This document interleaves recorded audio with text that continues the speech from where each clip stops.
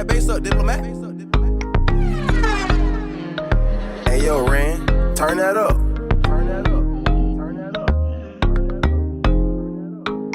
Little feist there. The mama talk shit, but she shy. What? She be saying, Go get 'em, Pink. Dropping jewels, making them think. 18 to the ground, headed straight to the bank. YouTube, let's ride! Thank the Blue Collar Guru. Y'all already know what time it is, man. About to run up in LA Fitness and get this money, man. About to get this money. Listen, make sure y'all like and subscribe to the channel, man. Follow the kid, man. Follow the kid. Check me on Instagram. Bink for President. Bink _, the number 4 _ president. You can find me, that's my tag on TikTok. That's my tag on Instagram. Bink Truckers Lounge on Facebook. Bobby Bink Car on Facebook. It's all public, so just come through and hang out with the kid, man. Make sure y'all come and follow the Truckers Lounge, man, and contribute to the content.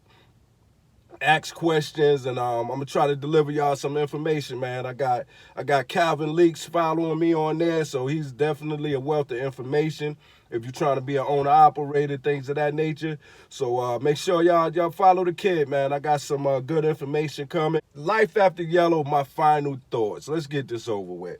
I can't keep beating this dead horse. At the end of the day, life goes on. Time stops for no one, nobody. They don't care if that was a 100-year-old company. Yellow is gone, it's over. The world is not going to shrink for yellow drivers, man. So you need to learn to adapt and keep it moving, man. How do I feel about the whole closure? I think we had poor management on both sides. I think Yellow mismanaged a lot of money with the academy, with the rebranding initiative. That money could have went towards a raise to their drivers that were pretty much making the least money out of all of the LTL companies. That would have been a big step right there, a raise, because I think you would have attracted a lot of drivers with experience instead of starting an academy. You would have attracted a lot of drivers with experience if they would have just gave us a raise, you know, because it was a decent job, very decent job when it comes to LTL. One of the best jobs that you could have out there. The pay was just the issue. If they would have worked on the pay, that would have been the best thing going. The Teamsters, I think they've done a poor job at unionizing other LTL companies. So for them to push so hard on Yellow at that time, at that point, I feel like we didn't have nowhere to go but up. That's the way I felt about it. And I think they came in at the wrong time and pushed a little bit too hard. I don't see, you know, why they couldn't, you know, negotiate and work something out, you know, but that's just my opinion. That's just my opinion, man. I don't know, you know, that's millionaire problems right there. I only know what's in front of me, what's presented in front of me, and from where I'm sitting at my vantage point, that's what I see. But I could be totally wrong about that. A lot of drivers are, you know, pretty much going OTR because there's not a lot of opportunities in the LTL world. LTL is real slow right now. So a lot of drivers are going OTR. A lot of drivers ended up at private fleets. That's where I ended up at, a private fleet. But you know, life goes on. Just adapt and keep it moving. One of the things you need to do, some of you guys have good jobs. Some of you guys have jobs that's not so good. At the end of the day, you have to get a job until you're able to get the job. You do that by maintaining a clean driving record. Maintaining a clean driving record, having a network of people that's going to look out for you. That could be anywhere from dispatchers, your co-workers, your fellow drivers. That could be terminal managers. You need to establish a relationship with these people, because these are the people that's going to help you move forward in the trucking. Where I'm at right now, I went from over the road to a private fleet back in 2010. And the only reason why I got that job at a private fleet was because of a dispatcher. I was friends with a dispatcher, and he left the OTR job and went to this private fleet. And he was the terminal manager he was some kind of supervisor at this private fleet, and he just brung me right in the door at the private fleet. So, and I probably had a good $30,000 raise at that point. It really opened my eyes. So I got that opportunity by pretty much being cool and, with a dispatcher.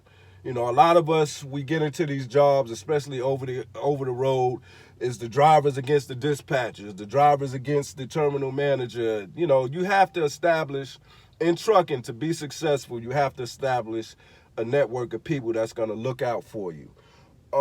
Even in this YouTube space, we're pretty much networking with other drivers. The way I was able to move over here to Gemini, I'm friends with Dirty Broke.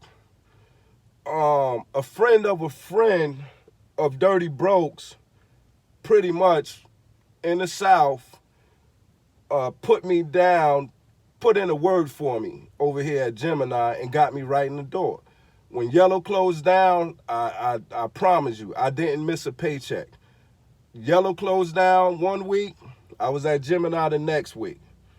When I got my first check at Gemini, I also got my last check at Yellow. So I didn't miss a beat. And that came from pretty nepotism, I had a network of people that looked out for me.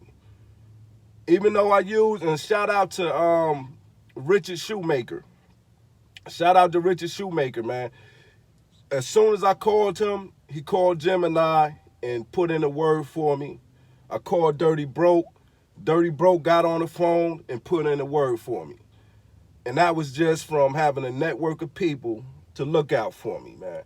So definitely, establish a network of people, man. So we're going to keep a clean driving record. You're going to establish a network of people that's going to look out for you. And you want to create value for yourself. How do you create value? When we start talking about terminal managers and dispatchers looking out for you, how do we create that kind of value of people that's going to look out for you? By delivering loads on time. Simple stuff. Delivering loads on time. Doing things that other people won't do. If you're over the road and they want to send you into New York City, usually nobody wants to go. It's not that bad. Do some trip planning. Do some real trip planning. Sit down and do some real trip planning. Learn all of the laws about going into New York City, and you want to be the one to look out. When everybody crying about going into New York City, you want to be the one to run right up in there. And that's how you create value. You're going to become different from everybody else. Make sure you subscribe to the channel. Check me out on my other social medias. That's Bink_4_president. That's TikTok, and that's, what's the other one? Instagram. Make sure y'all follow me on that. Bink Truckers Lounge on Facebook. Bobby Bink Car on Facebook. Make sure you follow the group or subscribe to the group, whatever you do over there on Facebook.